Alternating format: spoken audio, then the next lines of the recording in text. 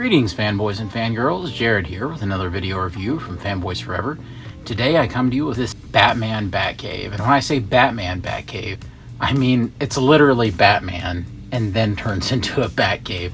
So I've reviewed a lot of Batcaves, reviewed a lot of Batman items here on the channel, especially Spin Master related stuff, but yeah, this one's going to be a trip. I've been looking forward to this thing for a while. I thought it looked like a pretty novel idea. I'm curious to see how this thing stacks up against the first Spin Master Batcave. So join me on this odyssey as we unbox this giant thing and get it all put together. So let's go ahead and have a look at the Bat-Tech Batcave from Spin Master.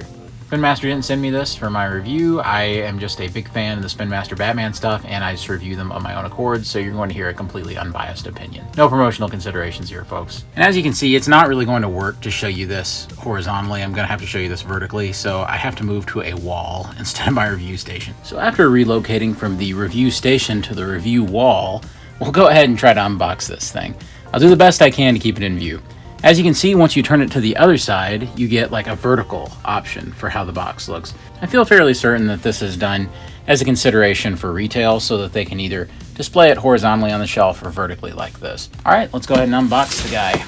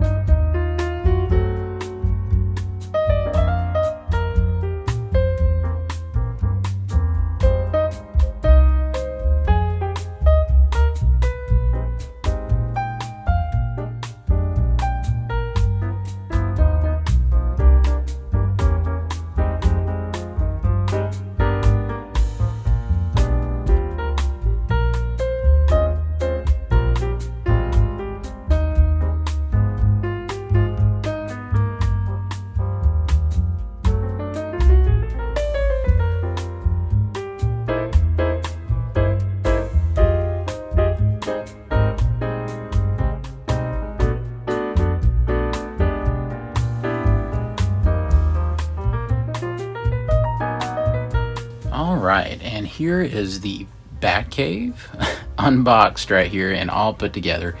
So I thought it would be interesting if we just went ahead and looked at the figure first, because the thing does turn into, well, quite obviously a giant Batman figure of sorts.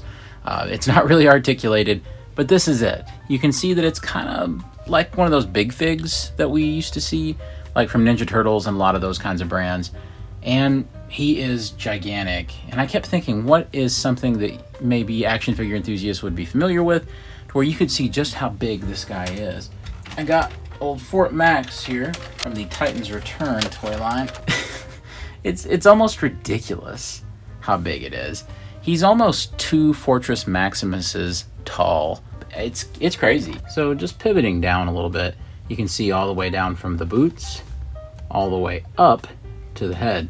And there's quite a bit of cool detail here. I like all the muscle, I like the little details on the suit. This is a really novel idea on the part of Spin Master, because I think they looked at some of those trends with some of the big figs that we've seen over the years, and they sort of said, well, you know, what if we combine that with the playset, and this would really make an ideal Christmas item. But let's go over some of the drawbacks for this giant sized figure. The biggest drawback is this kind of gappage right here in the front. I have not figured out a good way to keep this more closed, and I think it would have been smarter on their part to have had much more of like a latch or something that you could actually peg the thing into. As it stands, it really isn't that noticeable from a distance, and it's not like it's false advertising, because right there on the box it shows you all these giant gaps when it's showing like the render of the figure. So it was never like it was designed not to do that, but I feel like it's just slightly a little too open. Like, say for instance, if I just push this, it would look so much better. But there's probably a way for me to kind of work on that. There are some latches in it, but they don't seem to have really much friction of holding the thing together. The only other things I would say is there really is no articulation, but it really just can't with the function of it. It's just the way it is. The other thing is that I don't think it would have been too much to have asked for some just head-turning articulation, but who knows, maybe that's some kind of like stipulation that they can't do a giant-sized Batman figures. Maybe that license lies elsewhere, and so the only way they could do this if it was just a statue like that's also a playset. And if you're planning on looking at them from the side, things start to look a little funny, because you're starting to get the cave texture back through here. So I don't know of anybody that would actually display this like this, but you can see all the tabs, everything from the back. You can even see that this is kind of left open where the back computer is, so that this can kind of go back and it has some space to move. So just some things that I noticed about this mode. It is worth pointing out that if you look at the bottom there, he does come with kind of like a stand that goes behind him. And I really like that. And it keeps him much more secure than I actually thought that he would be. Before we transform the thing into the Batcave, I do want to show you that it came with these really nice full color instruction pamphlets that were like fold out posters in a way. It is worth noting that this right here did not take me to actual video instructions. You never know, Spin Master, you know, call me. Maybe you can just link to this review. I don't know, just put it on your page. Maybe people can slow down the time lapse of me building it and watch real close. I'm just kidding, but call me. Let me show you how it works. So the first thing you want to do is go ahead and put the head back. That's about how far it can go back. And then take the chest portions and the legs kind of fold out with it. And then just a couple of little things to kind of get it going. Probably the only real bits of setup you're going to have to do is to get the little pathway down here. And this ramp down here that I unfolded is just for the Batmobile, and then you have the thing to fuel it up with and work on it. And then right here, I have some things stowed away that we need to transform it. Just one of these generic ladders like we saw in the last Batcave. And then a zip line, because every single Batcave has one of these. I'm not going to be using this because it just gets in the way. It's worth noting that it does come with this cool little Batman figure. Now, this is exclusive. It is very similar to some of the kind of techie Batman figures that we've seen, but this is a completely new paint deco. So I think this is pretty nice, and it was good to get some kind of exclusive figure, even if it's not the most original thing in the world. And once I have him placed, it becomes really obvious just how big this thing really is. I'm just going to work my way through every section of the Batcave, and as I'm doing it, I'm going to be showing you how this electronic action feature that is inside of the elevator works on each level, and then show you each level on its own. Many Batcave playsets have included some kind of elevator feature. It's practically one of those old standbys that we always know to expect, but I've never seen one quite like this. So we start up here at the Bat computer. This railing comes down. Now, I put in the batteries right up here, and I do believe that it takes maybe 3 AAAs. So up here, you can see that Batman's in front of the Bat computer, and this area is really cool. Lots of cool stickers up here. They were kind of maddening to put on, as I'm going to complain about with some of these stickers. Some of them are all right, but they were cut very well, so I didn't have any problem like that. These 2 buttons are where you can have a lot of fun. If you press this one, and they're just little red arrows. Bat computer, access Arkham Asylum database. Bat computer, access Gotham PD database. Bat computer, scan for fingerprints. Bat computer, show me a map of Gotham City. So you can see it just goes on and on like that. And they're using their kind of Batman toy voice guy. I don't know, he kind of sounds like Roger Craig Smith to me, but who knows. On the right side, these are more like the functions of the place that you're at. Sound effects, if you will. Searching villain database. Scanning for clues. Batcave on alert. So we could go on and on with these all day, but there's a really good amount of these things, and it's really loud, as you might be able to tell. The one thing that is kind of irritating to me about the way that the Bat computer part is set up is because you have the giant Batman head just up here. It shades this area. We all know that it's important to be able to get a good amount of light into your playset, and this does the job mostly. But this part is a little shaded. It's just a little irritating. It's not that big of a deal, but you can see the shadow that's kind of happening right here. So looking at the Bat computer, there's some cool sculpted detail. There's a keyboard, and these are all stickers I had to apply, and they were cut pretty well, and it made my life a little easier.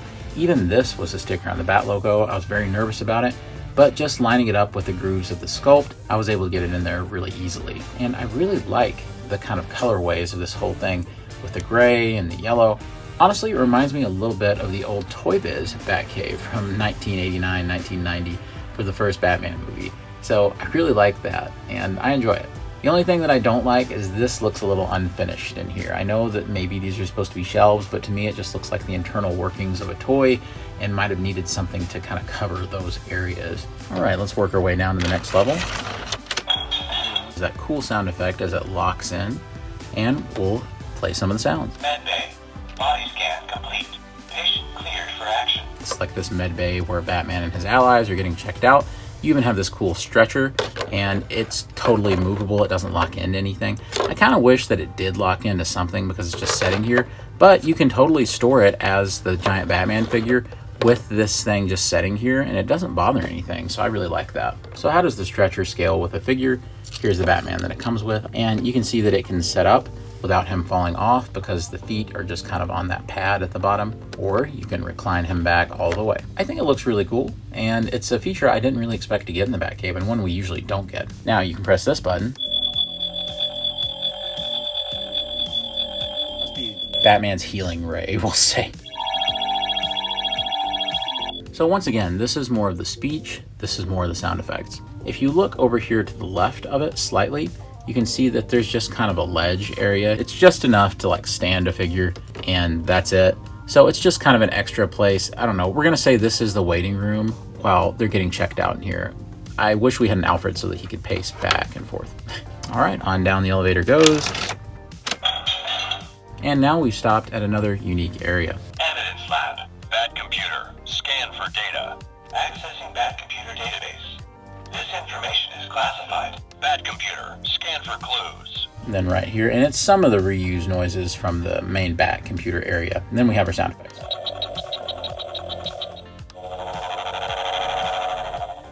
Here we have the evidence lab, and here is Batman just for scale. You can see that it's sized very appropriately. I do think it would be maybe a little more appropriate if he was sitting in a chair. I think then his height would be just about right with that keyboard there.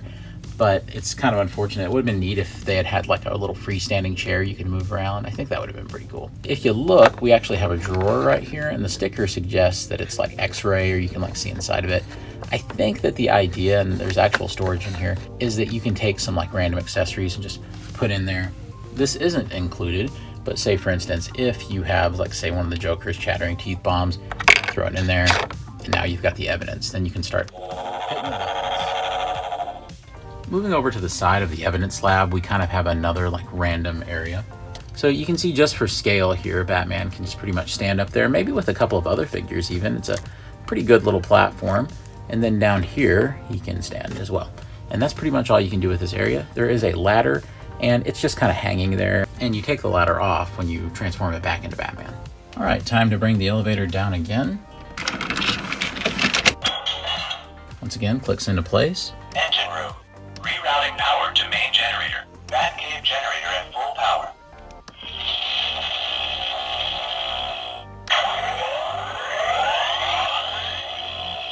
I really liked all the sound effects on this one because I liked all the powering up and powering down. I really think this is a cool homage to the 1960s Batman series.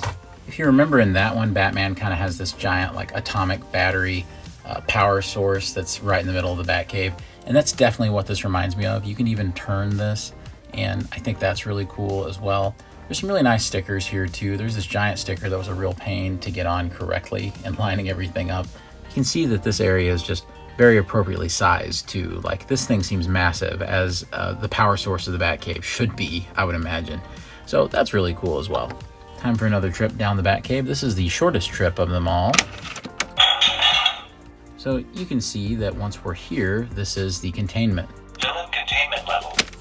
Maximum security engaged. Your reign of terror is over. Your life of crime is finished. I like how you can have Batman smack talking the bad guys while they're in their cell. So I thought that was a hilarious feature. Here's some sound effects. Guess that's him slamming the door on them.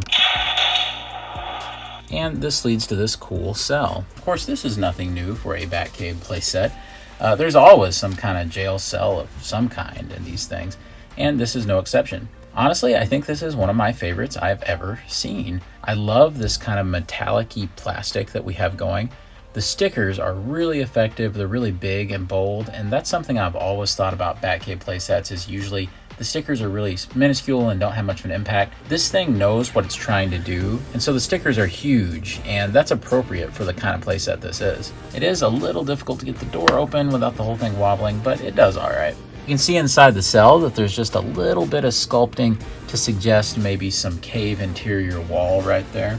I'm going to show you how 3 different villain figures look inside of it, and these aren't included with the playset. So that bodes well for the other ones that we're about to try. You have a mid-sized villain like Killer Croc, and it fits him really well too. You'll have no trouble closing the gate. The real test though is going to be Bane. He's of course the tallest figure that they've done so far in this scale. More than possible. As a matter of fact, I wonder, let's see how ambitious I can get. Well, I'll be. Every one of them fits. This is when Batman is kind of probably committing some war crimes, having this many in there at once, but you can put them all in there. Now, you may be wondering what the big red button does. This is the trapdoor. Is this when Batman just like decides he's done with them and just, I don't know, launches them out the bottom? No, actually, I do believe that it's supposed to be them escaping. So if Joker needs to escape, just hit the button, and there he goes. I have found that this mechanism isn't always 100% reliable. Probably the most mechanically unsound feature in the thing. All right, and on down we go. There's a couple of different things going on here. This is the one level that kind of does 2 in 1. So if you go over here, this is apparently the training area. Training dojo. Villains have escaped from Arkham Asylum. You can see that we have the dojo area that the disembodied voice was talking about. This is one of my least favorite stickers in the whole thing because you're just putting this sticker back there with no real guidance or sculpt, and it's just kind of back there. And it didn't end up looking very good. Not only that, but this is that kind of textured plastic, and stickers don't stick that well to that. So I was a little disappointed with that one, and it would have been better off just, I don't know, leaving it black. You may just want to do that yourself. You can put a Batman figure here. Here he is for scale. If you need Batman to do some training, here he is with his training dummy, and Batman can practice some of his ninjutsu. Now, I really do like that you have these kind of stalagmites down here. These were really cool, and you just kind of plug them in. I like the sculpting on those. I also like that the floor is just brown. It doesn't need to be neon or orange or anything like that. I just like that, and it's much more in line with, say, Batman the Animated Series. Armory. Arming defenses. Batcave. On alert. Moving on to the other side, to the right, this is kind of the other wing that it was describing, which is the Armory. There's some cool touches here that I really like and reminds me of some of the Batman movies.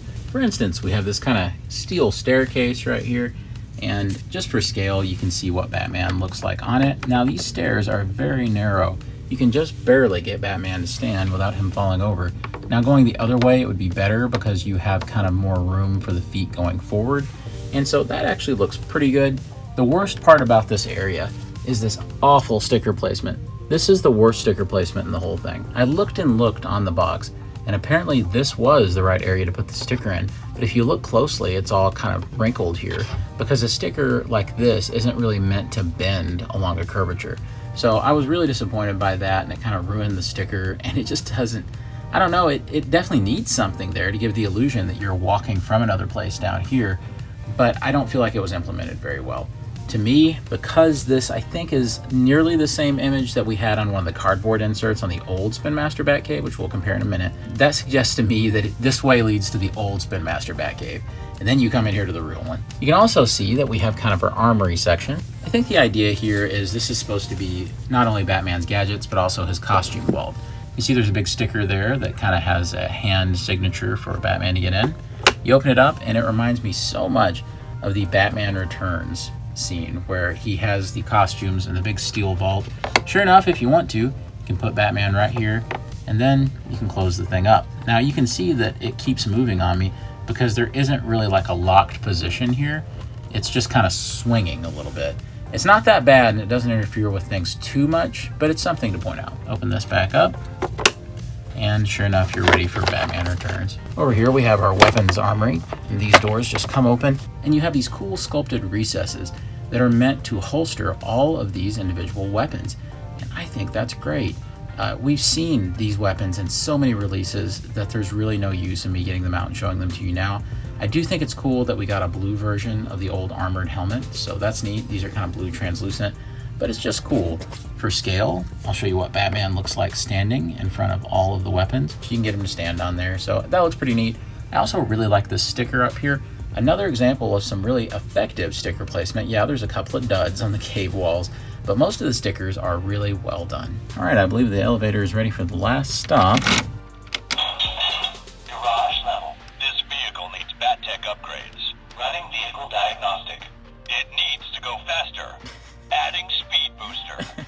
This sounds like the Batman of the early 90s when Brayfogle was drawing him. And, you know, I made a funny video about that a little while back because Batman was like getting into drag races with criminals. So here we have the other side.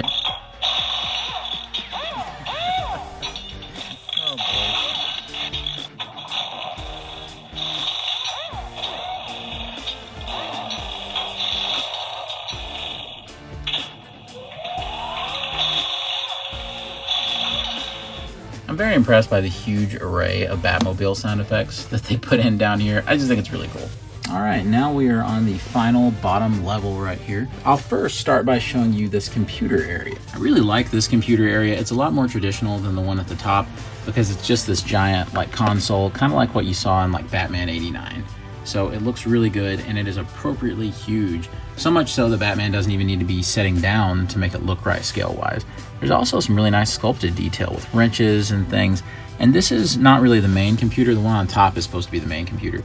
This is the Batmobile like diagnostic computer. So instead of having to take it to the dealership, Batman is able to run those diagnostics right here. Speaking of Batmobiles, here we have the actual garage portion. So I'm just going to show you the ramp first, which as I shown you earlier, you can just put back.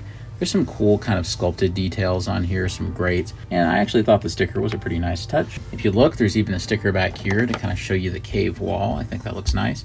And then you have what almost looks like a giant multi-tool or a gas pump, and it has a sticker on it as well. So I'm now going to show you how the intended Batmobile will look once you put it on here. This is, of course, the new Battek Batmobile. I never reviewed it on the channel just yet, but this is what it looks like. As you can see, it's perfectly sized for it. So I do think it looks really good. And if you transform it, it still fits really nicely. We should look at the repaint of the standard Batmobile from the first year that was done for the Battek line. And you can see that you don't necessarily have to have that new Battek Batmobile, that this works just as well. It seems to be scaled perfectly for it. There's definitely smaller vehicles that will work just as well. Like up here, you can put the ATV, you can put the moto tank. If you want to get a little crazier, you can put things like the little mini Batwing. And if you really want to get outlandish, you can go ahead and put a Batmech there, which actually looks really nice. Surprisingly, I like how versatile this thing is. So I think it's definitely a must-have that you need some kind of Batmobile from Spin Master to go down here. It does not include one, but it is something really worth pointing out. I think this will help them sell a few more Batmobiles around the holidays. So for a little bit of a laugh, here we have the old Batcave playset, and on the other side is Gotham, of course, compared to the new one. And oh my gosh, you can see that there's a marketable difference between these two playsets. I mean, this seems like a world of possibilities. And this used to seem fairly substantial, but it just doesn't anymore. Now, that's not to say that this one was bad. I actually got a lot of enjoyment out of it and really liked the thing. You can watch my review to see more about it. But I couldn't have imagined that they would have went for it like this. Honestly, I expected them to repaint this for the Battek line, but little did I know they were going all out. I think Spin Master should be commended. Once you have this thing loaded up with figures, the possibilities really start to feel kind of endless. There's so many cool things going on in the cave, and there's just so much real estate here that it just feels like that you can keep going and going and not really run out of space necessarily. I kept struggling to fill up all of the kind of empty space with stuff, yet if you don't have any figures at all on it, it still looks pretty good on its own, just as its own piece. So I actually think this is probably the best Batcave playset that we've had in years, and it certainly trumps the other Batcave playset by a wide margin. For $100, I do feel that you're getting a really good value here. This is absolutely massive.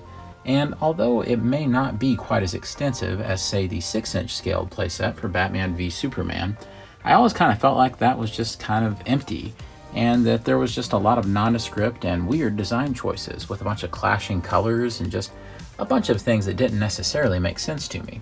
This, on the other hand, feels very purposely designed, with lots of great sculpting, lots of really good color choices, and just a whole lot of fun packed in, along with an excellent action feature and electronic feature here that just really brings the whole thing to life. Add in it turning into a giant Batman figure, and I really have to suggest this thing.